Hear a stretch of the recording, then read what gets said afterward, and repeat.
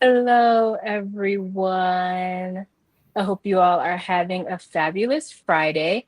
My name is Shatea Williams, and I am the Outreach Coordinator with Moms in Motion.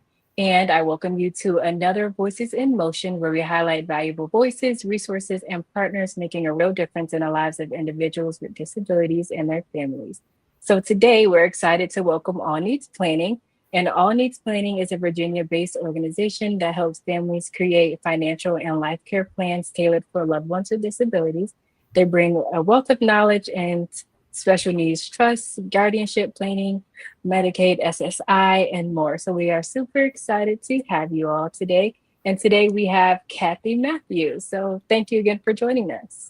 Great. Well, thank you for having me. I love that you offer this resource to families, and we've loved several of our families work with Moms in Motion. So we always just appreciate what you do.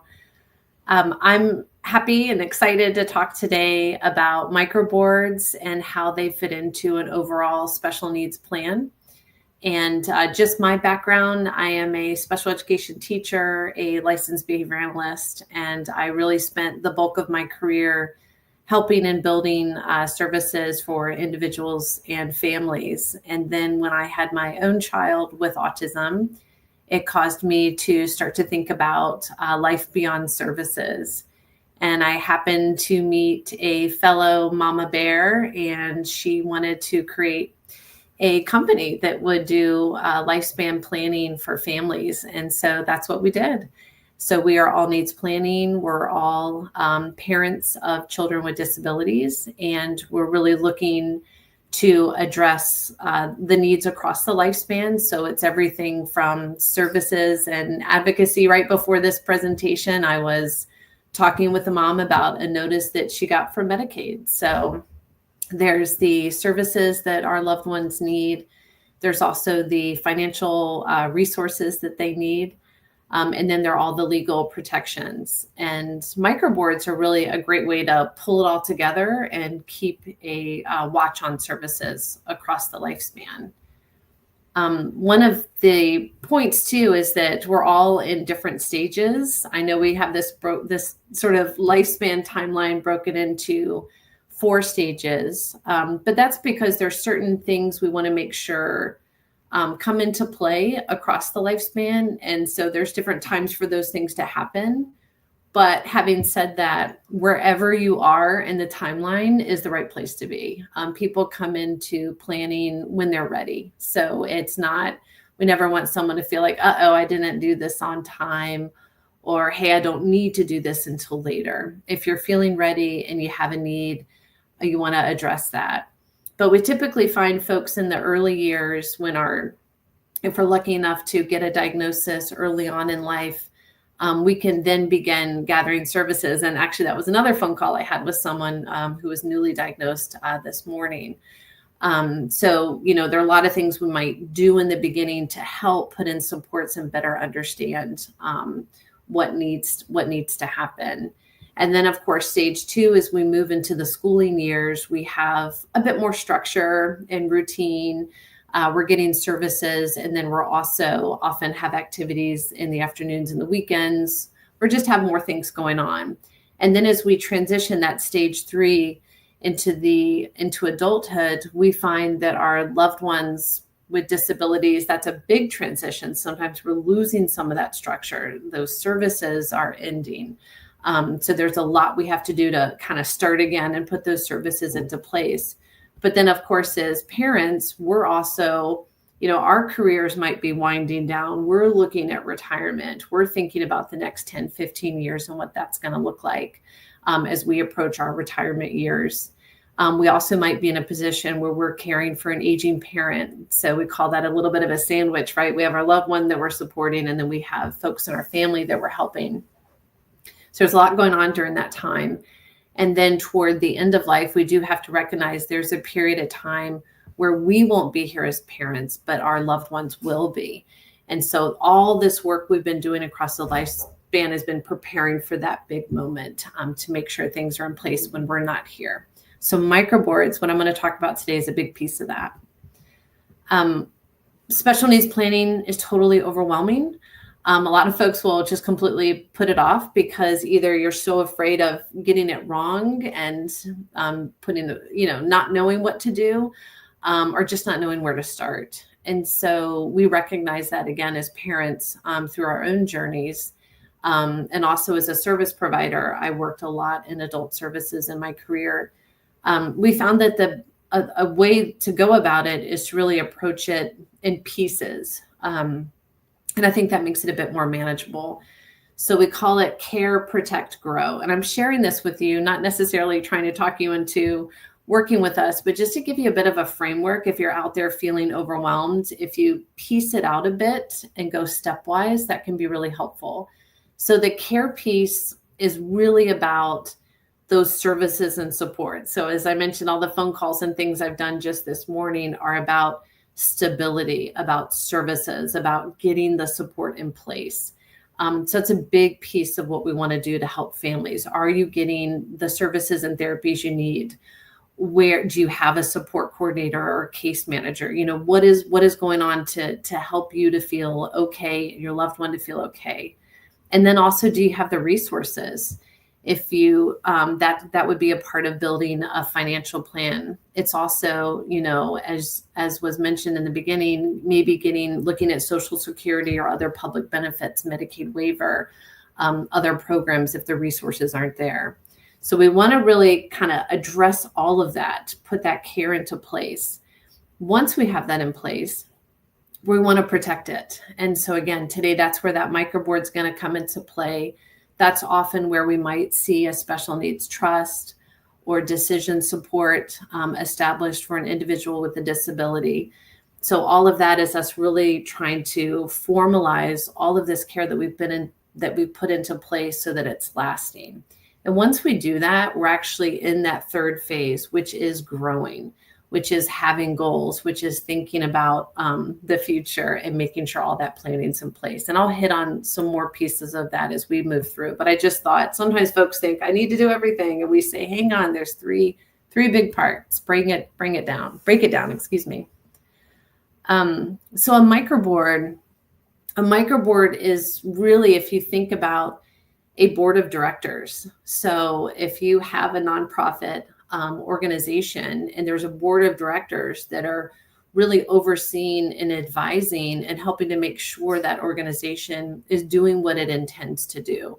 So the board of directors, they don't work there. They're not, staff employed by the organization. They're just really kind of that watchdog, and they're making sure things are going okay.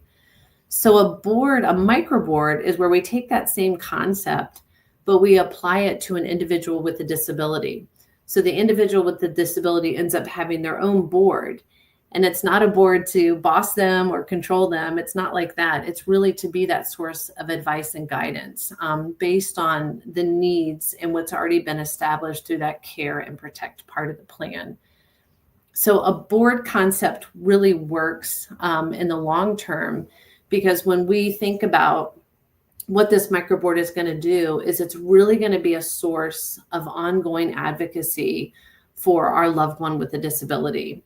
So as a parent, and I have 2 children now with disabilities, I know all kinds of things about them. I know, how to get through their day in the morning. I know the numbers for all the people providing services, the school team, whatever it is. I have all of that information, and I am the regular ongoing advocate for them, making sure appointments happen, making sure supports are there, protecting my home, doing all of those things all of the time. But obviously it's not realistic that I can do that forever. So what we start to do is I want to put all the stuff that I know about my kiddos in my head, out of my head, and onto paper or into a shareable document. We call that a care plan. So I'm starting to really, upload, what I have in my head into a document that is going to list, what happens in the morning, what does the day look like, who are all the service providers, teachers, Medicaid waiver, special needs trust, anything that I have in place for my loved one, that's all going to be housed in a document. And now that I've done that piece, now I want to think about who are all the people that could be on a microboard that could start to help provide the ongoing advocacy that I've been providing for my kiddos. Because we need people. That's really what it's about. We need a system and a structure that can really last beyond us. And you might be thinking, well, where do those people come from? This is why we want to talk about this in this concept, because it does take a while to build up the group of people. So there are people that often come into our lives that want to maybe help us. They certainly care about us, but they don't know how to. And maybe when we need something, we kind of think, well, I would love to call on my friend or my neighbor, but I just don't think they would know what to do with my loved one. I don't think they're ready or able to support them the way I do. Let's say I'm going out to a doctor's appointment. Can I call my neighbor to come over and hang out with my kids while I do that? No, not necessarily. But does my neighbor care about me and my kids? Yeah. So what's great about a microboard is it's a great source for those people that could help a little bit, especially if they're part of a team, but they can't do as much on their own. So we want to pull all those folks. My son just finished up music lessons with an awesome young man. And I reached out to him and I said, hey, we've loved having you as a music teacher. Can I put you in position to be on the microboard? He doesn't totally know what I'm asking yet, but he's interested. My other son's school counselor, she's let me know that she's leaving at the end of the year. Man, I'm going to scoop her up. Like, hey, can you come to a microboard meeting? Are you willing to be a part of this team? So the reason why a microboard works, and I'm going to go through the details and show you how to establish it, is because it's formal. There's a system. If you ask me to come serve on your board, there are going to be quarterly meetings. I'm going to have a specific role. There's going to be an agenda, and we're going to have our bylaws that tell us how the meetings go and what the goals are of the organization. So that structure really, really helps to organize people and tell them what to do.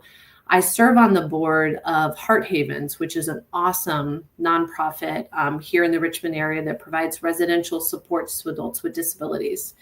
And I don't work there. I don't, know exactly every single thing that happens on a day-to-day basis, but I go to quarterly meetings, and I also sit on a committee, and we run through an agenda. I listen to what's going on. I make suggestions. We helped work recently to do a strategic plan, so I know what to do, but I can't do it every day. I can't every day be thinking about Heart Havens and how to help them. But on a quarterly basis and during my committee meetings, absolutely. And also when they call and reach out and say, hey, Kathy, can you do this, that, or the other? I can certainly help out at that time. So that's how I'm able to be on that board. And that's how just high level folks could sit on your loved one's board as well. A board is established through articles of incorporation, which tell it the name, the address where it should receive mail, and who's the point of contact. And I'm going to go into that in a little bit. And then the bylaws really provide the structure. They really say, hey, when we come to a meeting, this is how we meet. We meet virtually, we meet by phone, we meet in person, whatever it might be. They talk about what they're really interested in, what it is that the organization is supposed to do. And truly the board overall function is really helping to make sure that board is going to do, the person the board is supporting is doing what is best for them. So it's protective, it's also proactive, and the board is there to hang on and monitor and see where support is needed, but also to react and step in if there's a concern. So what problem does a microboard solve? I like to think about that when we as parents have so many different things that we're putting into place to support our loved ones. Here's the issues that the microboard addresses. So one, it's really maintaining knowledge of the individual with a disability. Again, as parents, we have all this specialized knowledge. So how is that maintained over time? So that care plan, that brain dump document that I've made is something the microboard would have access to, review. And as I update it every year, I'm going to put a point of time on my calendar and update that. The microboard is going to get those copies. they're going to know the microboard, who all the doctors, therapists, all the providers are. Those are going to be documented in that care plan, and the microboard's aware. They're going to share information. So there might be a situation where information needs to be shared to a new provider, and folks on the microboard have that info and they could help facilitate that. I'll give you an example. We have a family that we support, and the individual is in a day support program for adults. And there was a meeting coming up with that program, and 2 of the microboard members attended that meeting to help be a part of sharing information. And what a great support for mom, because she's normally the one going to all those meetings. Now she's got 2 other people who had no idea before then what this kind of service was like or what was happening. But now they know even more, and she's feeling supported, and now that information is shared with others. And then the microboard is also committing to staying aware. So as a board, they're saying, hey, we really care about this person. We are committing to being aware of their needs and advocating for them as needed. They're also, the second part is they provide guidance to a trustee and decision supporters. So some individuals with disabilities may have a special needs trust. It's also called a supplemental needs trust. And so that's where it's a legal entity that has funds that are on reserve to provide for things that aren't covered through other public benefits or other ways. So for example, an individual with a disability, there's one I was talking with the other day, they need writing therapy. And so that's not covered by health insurance at all. So the special needs trust is paying for that therapeutic service. So just to give you that sense, but you could actually, if you have a special needs trust and you have a microboard, you can put instructions inside the special needs trust that says, hey, trustee, one of your jobs is to communicate with the microboard. And hey, microboard, one of your jobs is to communicate with the trustee. And so you create this flow back and forth of information. So when the trustee is being asked, hey, we need you to pay for writing therapy, the trustee can say, hey, microboard, what's going on with writing therapy? And they can say, oh yeah, this is super helpful. It's really needed. And guess what? Medicaid doesn't cover it. So we really need the funds for that. Also decision supporters. So some individuals with disabilities, when they're adults, may be under a guardianship where they have someone who's designated to support all of their decisions. They might have a designated power of attorney to support certain decisions. They might have supported decision-making as well. But again, you could put language to the microboard as part of the bylaws that says, hey, you have to be connected to the decision supporter so that y'all are really working together as advocates. So again, to give you another example, if the microboard is meant to guide that decision supporter, let's say the power of attorney is mom, and mom has this microboard on behalf of her son. Maybe mom comes and says, hey, we've got to make a decision about X, and the microboard is able to weigh in and put some input in on that. So we really want people to be able to do that. There's a model out there of care managers. So sometimes a trustee or a guardian, when they're having a concern about making a decision, they might hire a private care manager that would then come and evaluate the decision. But that's not somebody that has often deep knowledge of the individual with a disability. So what the microboard can do instead is be a good, deep, lasting source of knowledge for those decisions rather than having to hire a third person. And again, microboard members really serve as ongoing advocates. That's the point. They're really meeting regularly.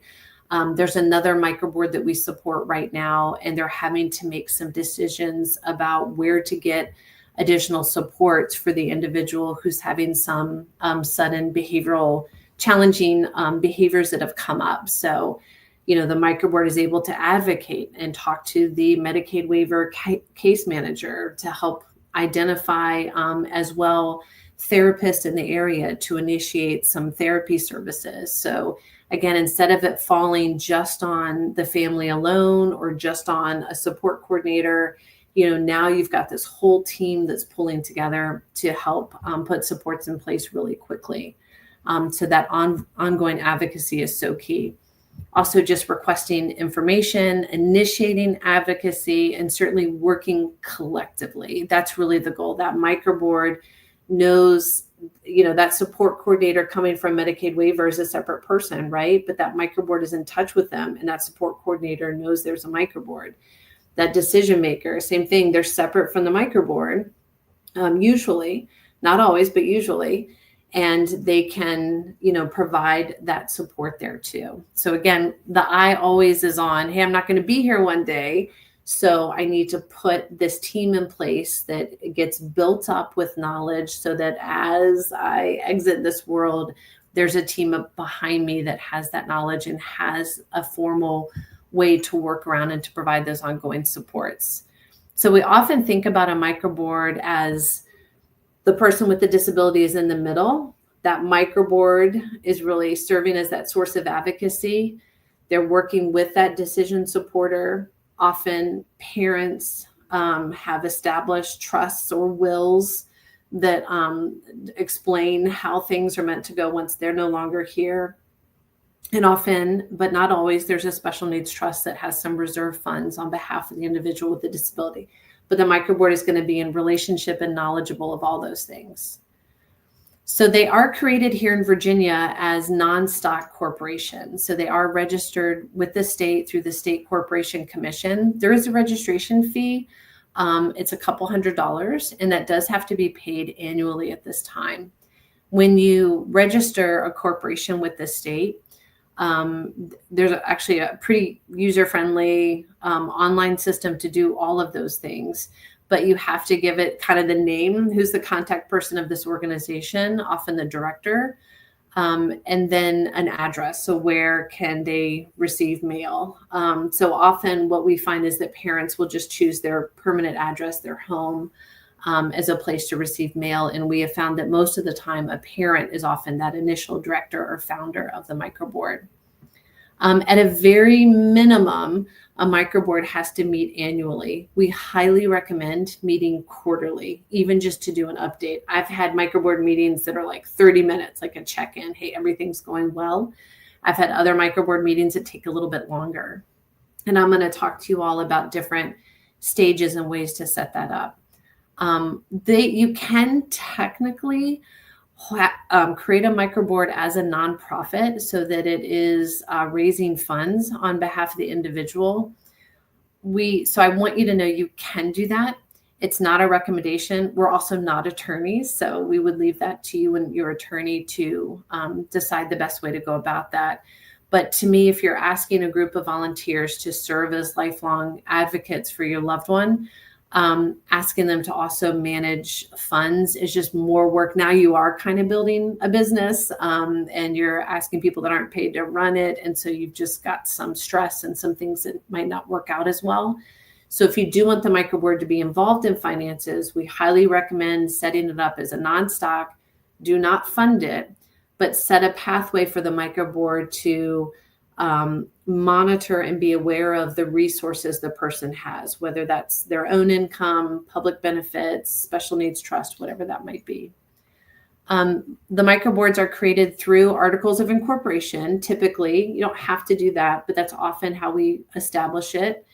And also bylaws. So bylaws are really the instructions. How are we going to run this? I've had some bylaws that say, hey, for this individual, housing is a big concern. We really want to make sure the microboard is always at every meeting touching on how housing is going. Or maybe, there's another person we have that has a lot of health issues. So the microboard really has to check in on this. How are the health issues? How can we assess any decline or other needs for this individual? And we'll talk about a running agenda at the end. It's also, the bylaws are also talking about how the organization is run. How many people are on this microboard? How long do they serve on the microboard? What if they want to get off?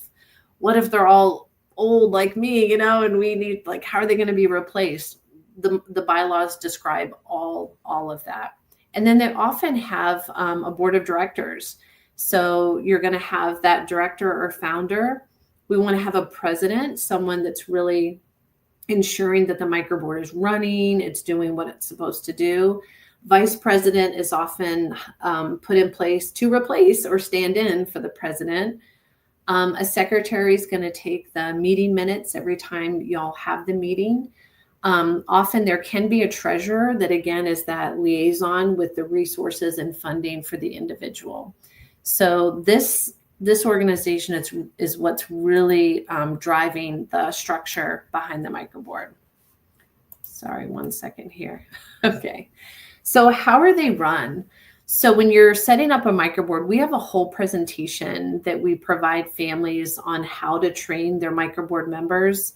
I often find that an initial meeting, and even if you're thinking, hey, the only person I could think to put on my microboard is my sister, or my other child, or somebody like that, that's okay. I would, again, like a lot of things, I wouldn't wait. If you think you have one or two people that might be willing to sit on your microboard, I'd go ahead and reach out to them, and just like I did with the counselor and the music teacher, like, hey, I've got this thing for my son. It helps to just get started, because then as you're recruiting other people to join your microboard and they walk in or they Zoom in and there's a meeting already happening, it just makes more sense. It's just easier to understand, like, oh, you guys meet every quarter and you talk about this person. Okay, got it.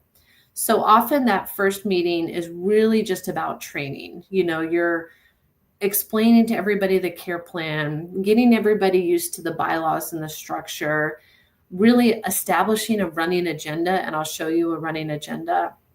And then you're just continually inviting new members in and getting them trained. I've even had situations where maybe somebody's not ready to join, but they just come and observe. Say they don't have a formal role, but they're just there to learn and to watch and see what's going on. So it just keeps going until there's a core group of people and you've really established a way to bring additional people on as needed. So as it evolves, once people are trained and you've got a core group going, we highly recommend, just like any nonprofit, just establishing the next, look at, if you do it now, I would spend the rest of this calendar year doing training and then say, okay, here's our quarterly meeting schedule for 2026, and just go ahead and kind of put those dates on the calendar with your team. You're also going to want to have a meeting that's really focused on updating the care plan. Have any services changed, any doctors, any needs, what's going on? And then if there are other estate plan documents like a will, a trust, special needs trust, decision, power of attorney, services, just make sure everything is really fresh. If you have the Medicaid waiver, you're going to have a service plan. If you are, if you have power of attorney, that's often updated on a regular basis. Just make sure your team has the most up-to-date information. I have some folks where this is just in a shared cloud system, and they're, dropping in and out different things into the cloud. I have others where literally it is a binder full of information, because that works better for folks. Whatever works, it all works ultimately. Over time, you're going to find that the goal is that the parents are less and less involved over time, and really that microboard is running. It might sound strange, but I love a microboard where the parent isn't coming anymore. They've actually have full trust that the microboard is serving as an advocate, and they're really there as that connection and that source of information. We still want the microboard to keep going, recruiting and training new members, keeping everything updated, all that good stuff. You can even give the microboard instructions that if you do have a special needs trust, that you want the microboard to appoint a trustee. And again, you'd want the trust to say that too. You might have the microboard say, hey, if the loved one is under guardianship, or if there's a decision supporter, we want the microboard to play in a role of nominating the successor. So it just really can provide a lot of those functions. This is just a real cut and dry articles of incorporation example. Technically, microboards have been established in Virginia without the use of an attorney. They've really been set up to not require an attorney to write them. That was the goal. The microboards here in Virginia were established initially through the Virginia Microboard Association, which is no longer in existence. But they had really set it up to say, hey, we want families to be able to do this without having to pay, for an attorney to set it up. So just know that is the intent. I always recommend, if you have questions, to talk to an attorney, and definitely if you have other estate documents like a special needs trust or any decision related documents, you're going to want to make sure all of that is coordinated, and you will really need an attorney at that point. But I just wanted to say that. So again, the articles of incorporation are just name of the microboard, who's the contact, what's the address, why is this in place for this particular individual. Pretty straightforward. Again, microboards, even though we talk about them being board members, they're not technically members of the organization. They're just board members. It's getting probably a little too complicated. But the bylaws. So the bylaws are the meat and potatoes. This is how we actually run this microboard. So the articles are really just our filing to say, hey, we want to create an organization. This is what it's called. This is the mailing address. The bylaws are our instructions. So here's how often we're going to meet. This is the name of it. The Kathy Matthews microboard. Its purpose is to help Kathy. The biker board is going to meet regularly to make sure she's living as independently as possible and that she has the support she needs. Here's the directors. A lot of times for some of our microboards, people will say that the term limit is a lifetime. Hey, we're electing you to the microboard and we're planning on you being on the microboard for the rest of your life. But of course, the bylaws also say, but if you can't serve anymore, here's how you notify us. We want you to tell us within so much amount of time so we can recruit somebody in your place. Things like that. So just you just want to have some thought around that. We like to have an up to number in terms of how many people should be on it. So we might say, let's have, up to 11 people on this board or something like that. And that way, if we only have 3, it's okay. But 11 is a small enough number. So I do have a checklist at the end, and that I can certainly also email out to anybody that wants it. But these are the things to think about in your microboard. So first and foremost, at this very basic step, what do you want to call it? What's the address? Where do you want it to receive mail? The other thing the bylaws do is they talk about regular meetings. And it's just important to put this in here so that folks know, okay, so we're going to try and meet quarterly. We are willing to meet by Zoom. I think of a lot of our families, they don't all live here in Virginia. A lot of our friends and family, so it would be okay for them to be across the country. We would want to, say, hey, is it okay if somebody attends a meeting by phone instead of virtually, with the screen virtually? So just all that good stuff. You want to talk about how do we notify people that there is a meeting? Is it okay that this is done in email? Is it expected to be a formal letter? That kind of stuff. How do we make decisions? So let's say the example I gave you where there was a concern about a residential service. What's a quorum? Often we would say, how can we make a decision as a board? Well, we could just say, hey, as long as the majority of members are here, it's okay for them to make that decision, that advocacy decision. So again, what's our name, address? How often do we want to meet? We recommend quarterly if you can. Committees. So you might have a committee, again, that's focused on residential support. When I'm thinking about one of our families and their microboard, they did really have to hone in and focus on some residential services and look at different options when a change was needed. So there was a lot of work and research and who's going to visit this and who's going to make the call. So that's committee work. You can take kind of a smaller slice of that group and go do that. Another individual that we support had some issues with Social Security. So let's, have a couple people get assigned to a committee just to address the advocacy there. So it doesn't always, saying all this because it doesn't always have to be a giant meeting every time. There can be some committee work or focus areas for that microboard. So again, how are you going to address any committees? What if there's a change? you'd want to have a process in your bylaws that says, if we need a committee, how is a committee appointed? Who decides? What's the expectation of that committee? Often you want to have some formality around a committee, like there's a certain amount of time or certain frequency at which they're meant to meet, just so you can make sure they're reporting back as to what they found and what resources or information that they've gathered. Here, officers, I mention often president, vice president, secretary, maybe a treasurer.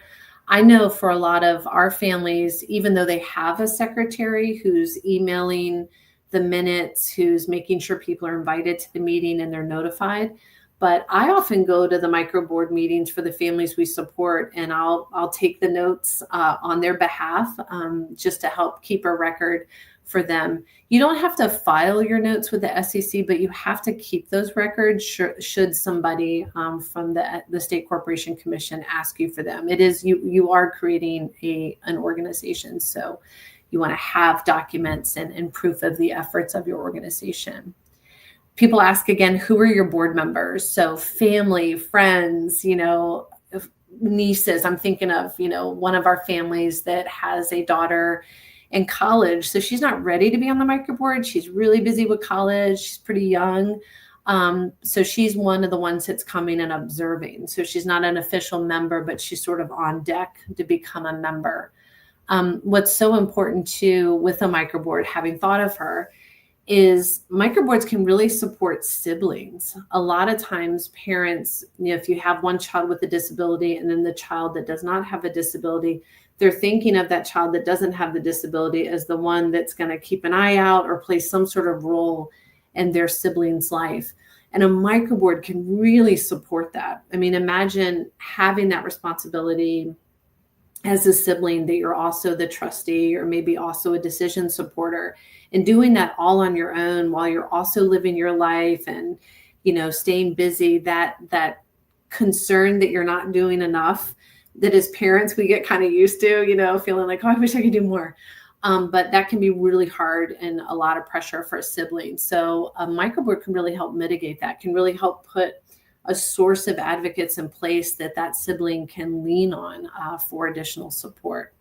So I've also had people come to me and say, hey, I don't have family, I don't have friends, I don't have music teachers, I don't have counselors. Well, another thing that we also recommend is that microboards can help each other. So we can share members. Are you willing to serve on somebody else's microboard? And maybe they're willing to be your microboard. We can develop it that way. So I don't believe that there's no one out there. There are ways to develop this, but it does take time. It's not an overnight kind of plan.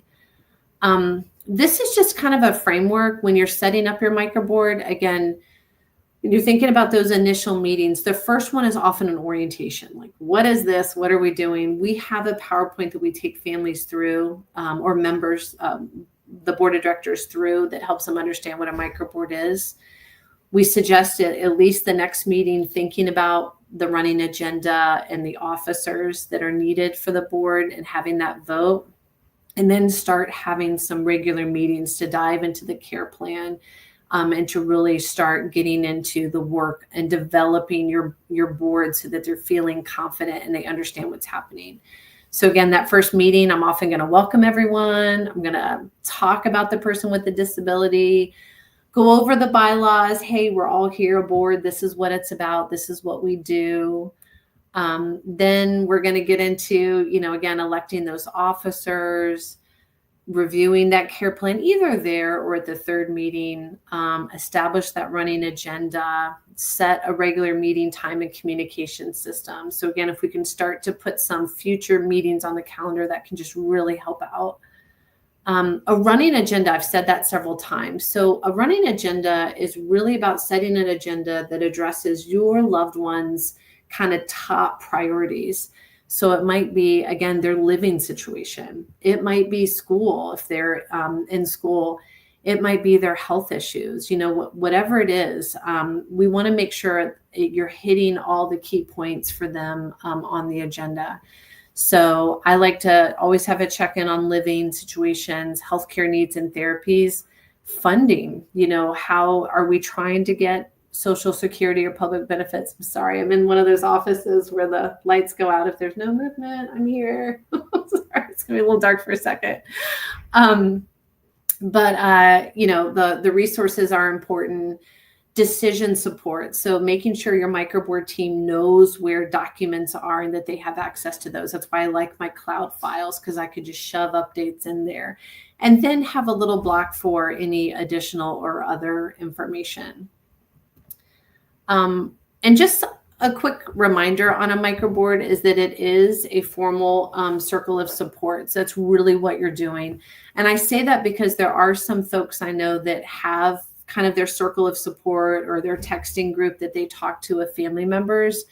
But, you're still, when you have instead of a microboard, if you just have a team of people that you like to reach out to, like a group of friends or family, the problem is, as a parent, I'm still having to drive that. What's so nice about the microboard is it takes that away. It just makes it an organization. And you put everybody in a position of, hey, you're part of this. You're just going to come to meetings and learn and be helpful. So it just takes the stress off the parent constantly having to drive it. And again, it is legally registered. And as a parent, that's the, protection I have of like, this is real. We have formed this. It has people, it has rules. Folks are dedicated to this, and it's going to keep going when I can't. And also they're very, your members of the microboard are aware of all the different needs of the individual. So just to do a quick example of Carl, I'm going to just talk about his plan. So the microboard reviewed his care plan. So they are staying up to date on his needs. So when Carl has a new doctor, that's added to the care plan. So they're just quickly, he's not seeing that allergist anymore. It's this one. Carl also has a Medicaid waiver case manager through his local community services board. And so that case manager has been introduced to the microboard members. So there was this one situation where Carl did not go to day support for 2 days. Mom was notified, like, hey, your son hasn't been here for a couple of days. She reached out to the group home where he lived, asking about it, and they said things were fine. But she just really wanted some more information. So she called her microboard and said, hey, can we get together and talk about this? I want to get some support handling this. And the microboard was able to get a couple of folks to join a meeting with the day support program to just better understand what's happening. Like, why isn't Carl going? This is something that he has enjoyed previously, just so they could dig into that. So what's great here is that mom has this great relationship with the microboard. Sure, could she have called and tried to dig into this? Yeah. But if we're thinking about a lasting solution, her ability to bring in the microboard and say, hey, let's go talk to these groups together and figure out what's going on was helpful. And it's also great education and training for the microboard members. The other bit is a financial plan. So, in this situation with Carl, his trustee, that he has a supplemental needs trust, is giving an update at each quarterly meeting about anything that those funds have been spent on, and just letting the team know so that they can be aware, and also so the trustee can stay updated on what kinds of things Carl needs to have funded. This is the microboard checklist. So if you are thinking about creating a microboard, again, we're happy to email this to you. It's just some things to think about. The first block there is who. Second one is bylaws, then running agenda, and then the overall management. So it's good for you to kind of go through and say, like, I'm thinking about putting a microboard together. What bits of this am I already comfortable with? So we're happy to hand this out to y'all if you need it. I think here, just so y'all know who we are, we always are here and available to meet and talk with families. We know how hard this is ourselves. So we appreciate that. These are all of us, the main folks here that founded and run All Needs Planning. And I do just always love to give a plug for our Facebook group, if it's okay, but it's Special Needs Planning with the All Needs community. It is a private Facebook group, so you do have to confirm that you have some sort of tie to the disability community. And your contact information. But this is a great place for community. People are bringing up all kinds of questions. We host a lot of events through the Facebook community. So if you're just looking for more information, you just need to search special needs planning with the all needs community, if you'd like to do that. And I think that's all I had, Miss Williams, if there's any questions. Thank you, Kathy. That was amazing. We received lots of comments. Are you able to see them? Oh, goodness. I don't have that plugged on. Let me put that on. No problem. Sure. And we do have some questions as well. Sure. Yes. Thank you. Where are the questions? Okay, here we are. The comments. Yep. So our first comment came from Anita and then Rhonda. Anita says, our kid is 21 and we're behind on everything. And Carol says, I'm one that doesn't know what to do. Mm-hmm. Yeah.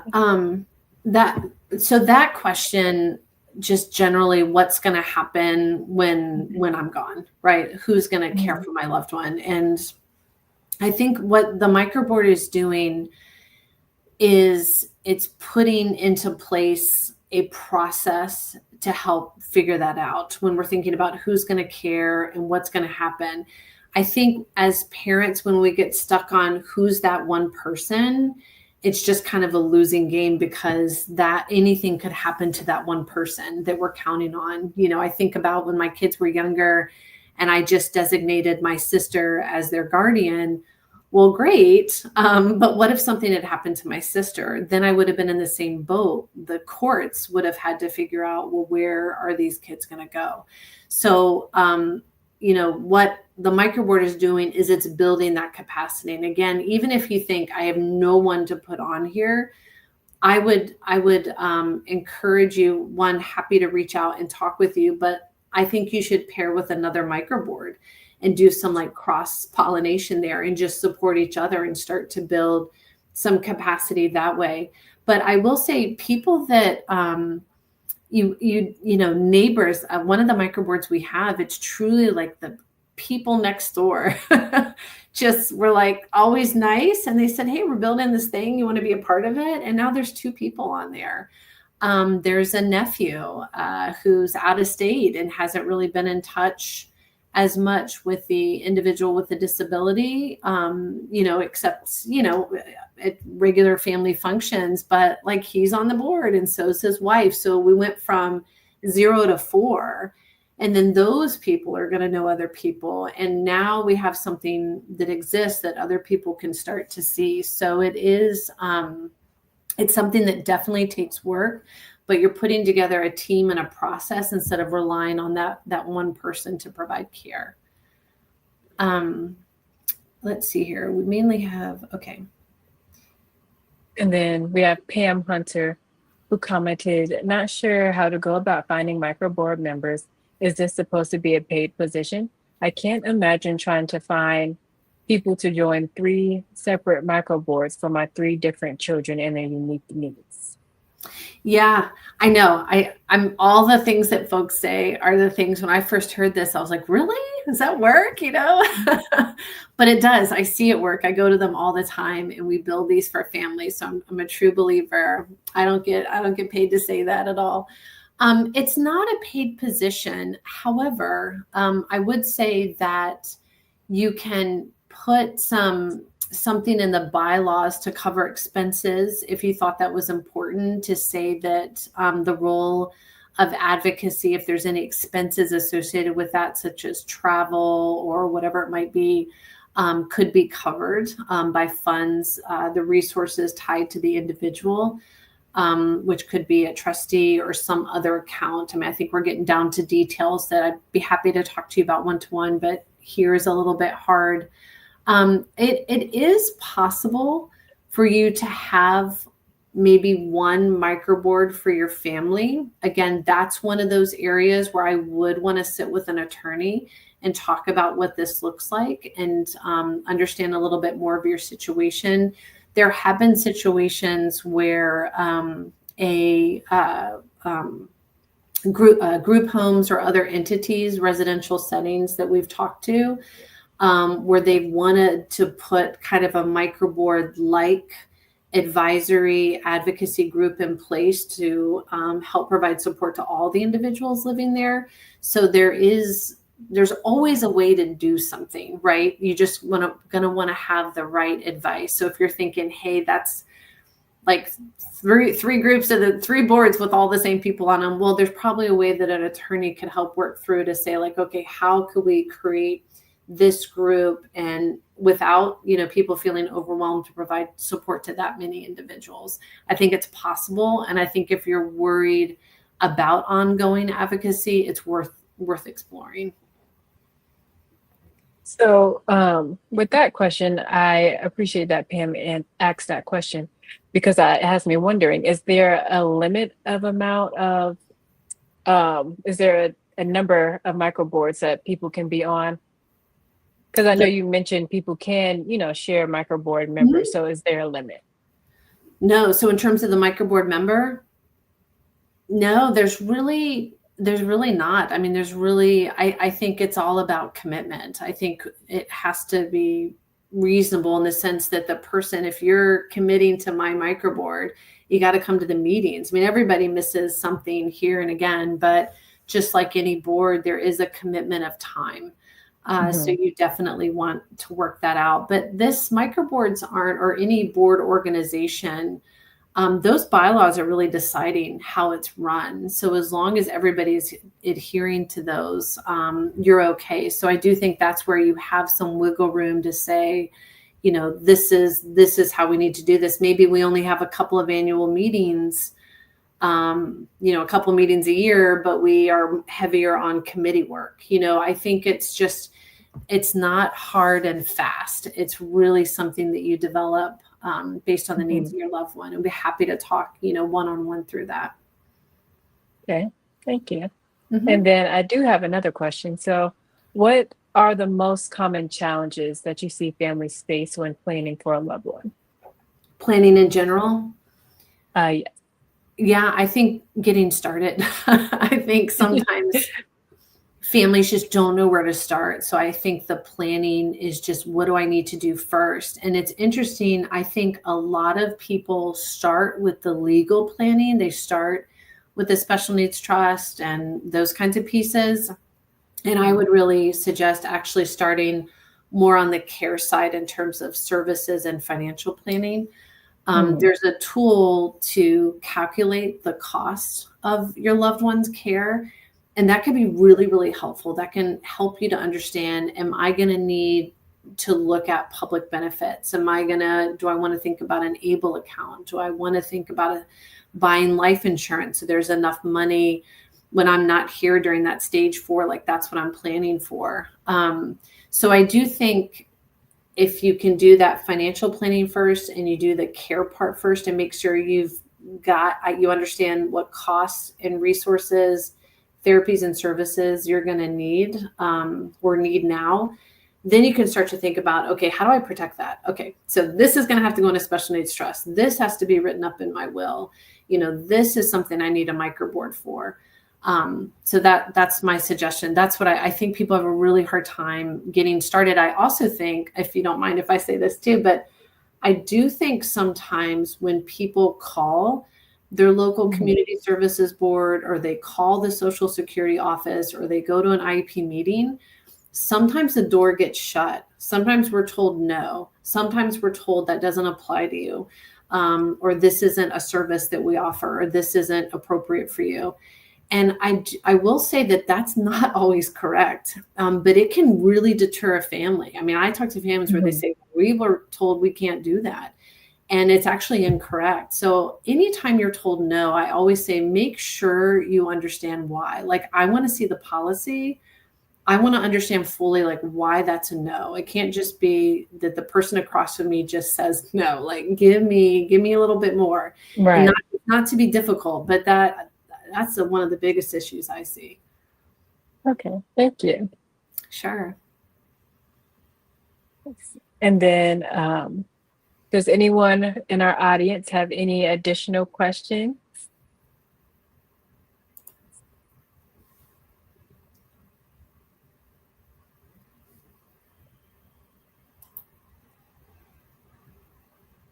I do have one more question. Sure. So, with your expertise, what is one thing that every caregiver or parent should do this year to start or strengthen their plan?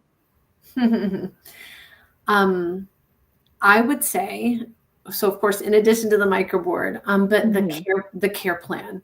So I do think make sure you're writing, you have a care plan, document mhm, it of all the supports. And I think that is something you can do this year. It's something when I'm writing a care plan for a family, it takes me, I mean, it's a couple days because it's just a lot of input. You're inputting a ton of information.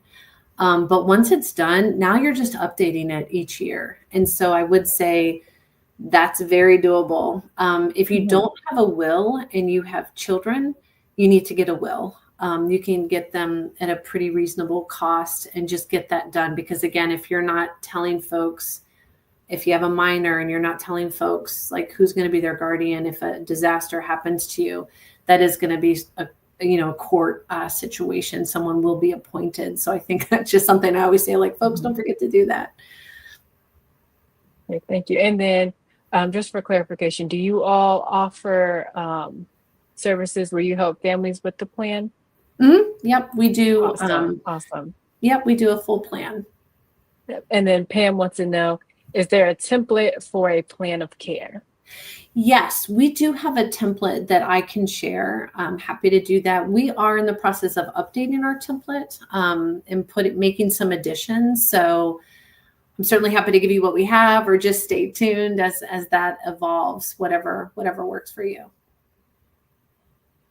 And at the end of this, when we post our follow-up content on Facebook, we will drop their contact information as well. Okay. And last but not least, do you all have any upcoming events for our communities and families? Well, I know that we do have our online course. So when you go Mhm. to our website, the special needs masterclass is up there. I know that our team is coming, I believe, on Tuesday with you all to do an overview of special needs planning. So for those that have more general questions outside of the microboard, that'll be a great presentation. We have events and talks all the time.